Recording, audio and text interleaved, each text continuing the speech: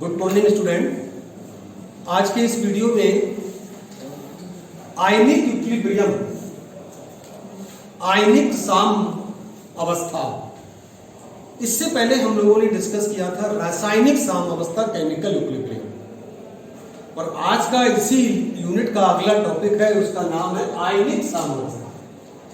दोनों में अंतर समझ लीजिए। रासायनिक साम अवस्था में अणुओं के मध्य में साम अवस्था होती है, वहां आयन नहीं हुआ करता। और इसमें आप देखेंगे आव्योजित अणु और उसके आयनों के मध्य में साम अवस्था पाई जाती है, इसलिए इसको हम आयनिक साम कहते हैं। इस यूनिट को स्टार्ट करने से पहले आपको दो बातें बहुत महत्वपूर्ण है जिनको समझना पड़ेगा। पहला है विद्युत अनअपघट, इसको इंग्लिश में नॉन इलेक्ट्रोलाइट कहते हैं, विद्युत अनअपघट पदार्थ। और दूसरे होते हैं विद्युत अपघट पदार्थ, दूसरे को कहते हैं हम विद्युत अपघट, और इनको इंग्लिश में कहते हैं इलेक्ट्रोलाइट्स। और एक होते हैं विद्युत अनअपघट, उनको नॉन इलेक्ट्रोलाइट्स। पहले ही समझ लें, क्योंकि यही सब बार बार इस पूरी इकाई के अंतर्गत आएंगे। तो वे पदार्थ जो जलीय विलयन में आयनित नहीं होते, जलीय विलयन में अथवा गलित अवस्था में ये विद्युत के कुचालक होते हैं, उन्हें हम नॉन इलेक्ट्रोलाइट या विद्युत अनअपघट पदार्थ कहते हैं। इनके द्वारा विद्युत का संचालन नहीं हो सकता। ठोस अवस्था में तो सब कुचालक होते हैं, विलयन और गलित अवस्था में सुचालक हो सकते हैं, लेकिन वे पदार्थ जिनका आयनन हो जाए, मुक्त आयन हो, वो सुचालक हो सकते हैं। तो नॉन इलेक्ट्रोलाइट जो होते हैं ये जलीय विलयन और गलित अवस्था में आयनित नहीं होते हैं, इसलिए ये विद्युत के कुचालक होते हैं। जैसे आप देखेंगे यूरिया, अल्कोहल, बेंजीन, और जो जल है ना, जल को भी विद्युत अनअपघट के अंतर्गत ही रखा गया है, क्योंकि जल का जो आयनन होता है वो बहुत कम होता है, उसकी विशिष्ट चालकता जल की बहुत कम होती है। तो ये माना गया कि जल भी एक विद्युत अनअपघट के भांति व्यवहार कर रहा है। शुगर है, यूरिया है, ये सब नॉन इलेक्ट्रोलाइट है, शुगर। अब आता है विद्युत अपघट पदार्थ। वे पदार्थ जो गलित अवस्था में अथवा जलीय विलयन में अपने आयनों में टूट जाते हैं, जिनका आयनन हो जाता है, और इनके विलयन में मुक्त आयन पाए जाते हैं, फ्री आयंस, मुक्त आयंस पाए जाते हैं, ऐसे पदार्थ को हम विद्युत अपघट पदार्थ या इलेक्ट्रोलाइट्स कहते हैं। जैसे आपने देखा होगा NaCl, ठोस अवस्था में विद्युत का कुचालक है ये। अगर इसको विलयन बनाएंगे, गलित अवस्था में बनाएंगे, तो ये सोडियम और क्लोराइड आयनों में टूट जाएगा और ये विद्युत का सुचालक हो जाएगा। तो ऐसे पदार्थ को विद्युत अपघट कहते हैं। जितने भी अम्ल होते हैं, अम्ल भी आयनिक हो जाते हैं, एसिड्स, तो ये भी सुचालक का काम करेंगे। KCl, क्षार, बेस, ये भी सुचालक का काम करेंगे। तो ये सब विद्युत अपघट के भांति व्यवहार करते हैं और ये विद्युत के सुचालक होते हैं, क्योंकि इनके विलयन में मुक्त आयन पाए जाते हैं। अब यहां पर एक बहुत इंपॉर्टेंट बात आती है। ये जो विद्युत अपघट है, इनको दो कैटेगरीज में बांटा गया है। ये दो प्रकार के होते हैं विद्युत अपघट। एक कहलाते हैं वीक इलेक्ट्रोलाइट, दुर्बल विद्युत अपघट, वीक माने दुर्बल। और एक होते हैं प्रबल विद्युत अपघट, उनको कहते हैं स्ट्रॉन्ग इलेक्ट्रोलाइट, प्रबल विद्युत अपघट। इसको मतलब समझ लें। वीक इलेक्ट्रोलाइट का मतलब होता है वे पदार्थ, वे विद्युत अपघट जिनका कुछ अंश अपने आयनों में टूट जाता है और कुछ अंश आव्योजित अणु के रूप में शेष बचता है। ऐसे विद्युत अपघट को हम दुर्बल कहते हैं, यानी इनके आयनन की मात्रा कम होती है। 100% ये किसी भी सांद्रता पर आयनित नहीं होते हैं। ऐसे पदार्थों को हम दुर्बल विद्युत अपघट कहते हैं। उदाहरण के लिए आप समझ सकते हैं, जैसे NH4OH। NH4OH एक दुर्बल विद्युत अपघट्ट है। एसिटिक एसिड एक दुर्बल विद्युत अपघट्ट के भांति व्यवहार करता है, क्योंकि ये 100% अपने आयनों में आयनित नहीं होता, कुछ भाग इसका आव्यूजित शेष बचता है। तो दुर्बल विद्युत अपघट्ट आपको इस चैप्टर में काम आने वाले हैं बहुत। प्रबल विद्युत अपघट्ट उन्हें कहते हैं जो किसी भी सांद्रता पर पूर्णतया आयनित हो जाते हैं।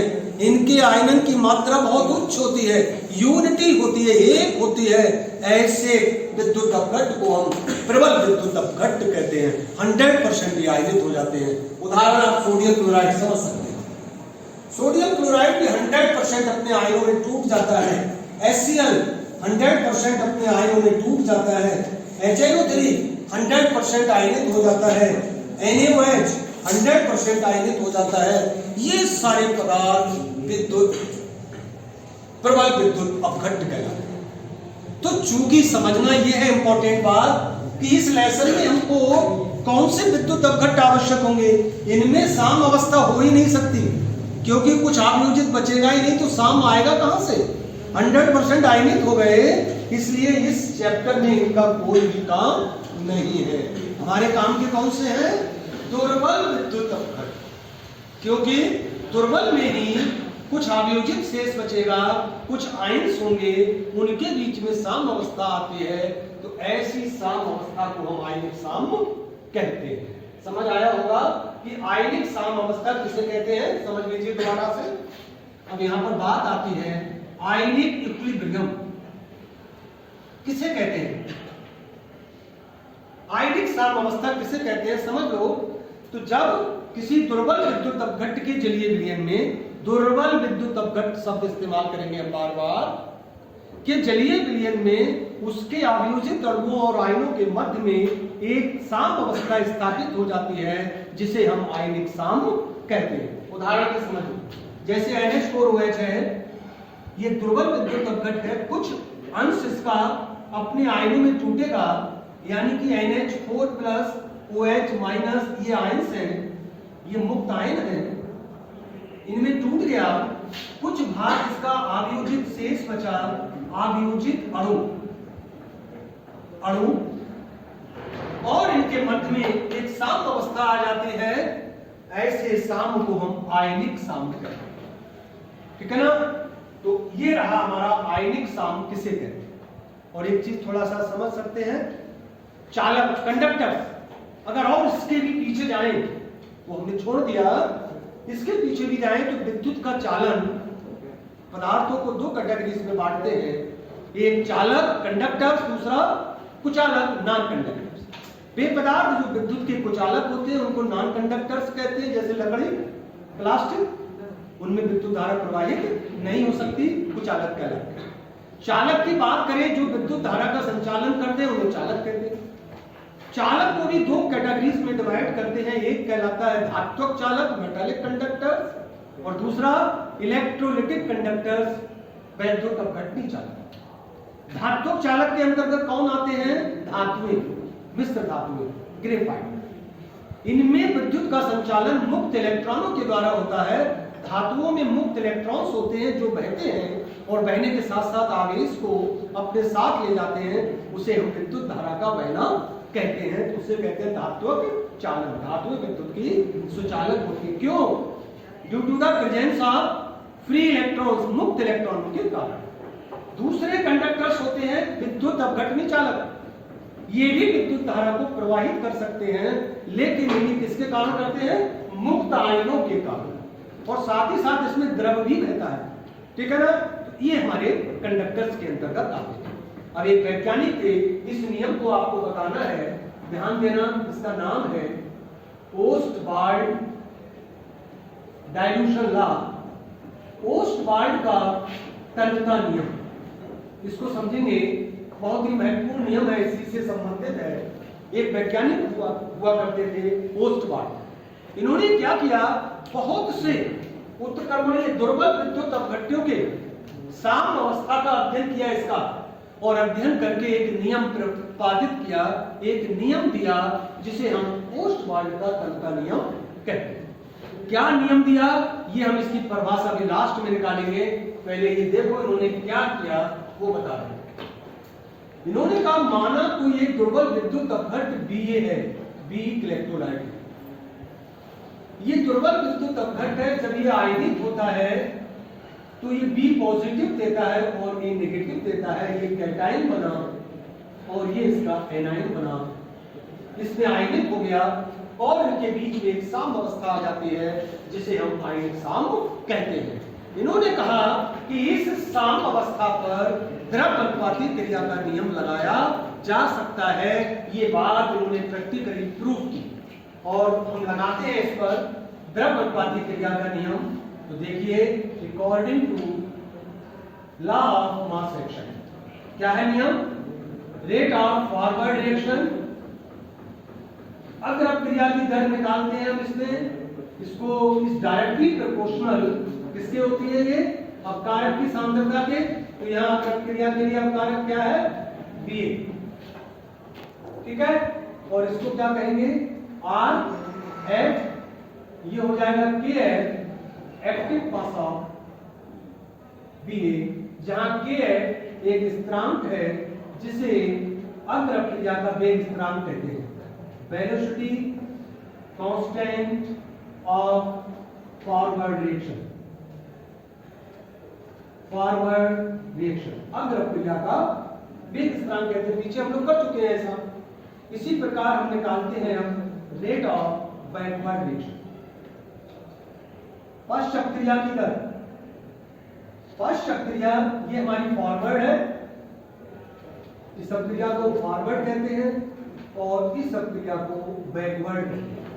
तो बैकवर्ड अपक्रिया के लिए ये अपकारक होंगे, तो क्रिया की दर बराबर होगी active mass of A positive into active mass of A negative. और इसको प्रदर्शित करते हैं आरबी से, एक प्रोपोर्शनलिटी का चिन्ह बताया, एक स्थिरांक लिया बी ए इंटू ए माइनस, ठीक है ना। अब एट इक्विलिब्रियम जब इनके बीच में साम अवस्था आती है तो साम अवस्था पर क्या हुआ करता है? दोनों की दरें बराबर हो जाती हैं। मतलब रेट ऑफ फॉरवर्ड रिएक्शन अग्रव क्रिया की दर ये किसके बराबर हो जाती है? बराबर पश्चात क्रिया की दर। रेट ऑफ बैकवर्ड रिएक्शन, ये दोनों दरें बराबर हो गई, उसे हम साम अवस्था कहते हैं। तो इसको हमने प्रदर्शित किया है आर एफ से और इसको प्रदर्शित किया है आर बी से। आर एफ का मान रखेंगे, आर एफ की वैल्यू है K F active mass of B बराबर K B active mass of B positive into active mass of A negative, ठीक है ना। अब यहां से वही नियम करेंगे, के एफ अपॉन के बी अग्र और पश्चात क्रिया के वेग स्थिरांक, तो ये आएगा बी पॉजिटिव इनटू ए नेगेटिव बटे बी। के एफ अपॉन के बी अग्रव क्रिया और पश्चात क्रिया के वेग स्थिरांकों के अनुपात को हम के कहते हैं। के सी रहने दीजिए, यहां पर के कहेंगे और K is equal to active mass of B positive into active mass of A negative बटे बी। इसको डालिए इक्वेशन नंबर 1, जहां के एक स्थिरांक है जिसे आयनन स्थिरांक, आयोनाइजेशन कांस्टेंट कहते हैं, या वियोजन स्थिरांक कहते हैं, या आयनन स्थिरांक कहते हैं। यहाँ आयनन हो रहा है ना पदार्थ का, अपने आयनों में टूट रहा है, इसलिए इसका नाम होता है आयनाइजेशन कांस्टेंट या आयनन स्थिरांक कहते हैं। अगर हमको इनकी सांद्रताएं पता हो जाए तो किसी भी अपक्रिया के लिए हम उसके आयनन स्थिरांक या आयनिक स्थिरांक के मान की गणना कर सकते हैं। तो देखिए हम कैसे निकालते हैं इसके माना। हम इस सेक्शंस को दोबारा लिखते हैं, ठीक है ना। माना हमारी अपक्रिया ये है और प्रारंभिक मोल हमने इसके इनिशियल मोल, इसका 1 मोल लिया। इस दुर्बल विद्युत अपघट्ट का हमने प्रारंभ में 1 मोल लिया, तो प्रारंभ में ये 0 होंगे। जब साम अवस्था आती है एट इक्विलिब्रियम, इक्विलिब्रियम पर क्या होता है इस 1 मोल में से अल्फा अंश वियोजित होकर के ये B बनता है और अल्फा मोल वियोजित होकर के A माइनस बनता है। तो कितना शेष बचता है ये 1 माइनस अल्फा। और जो पात्र लिया है जिसमें ये क्रिया करा रहे हैं उसका आयतन भी लीटर है।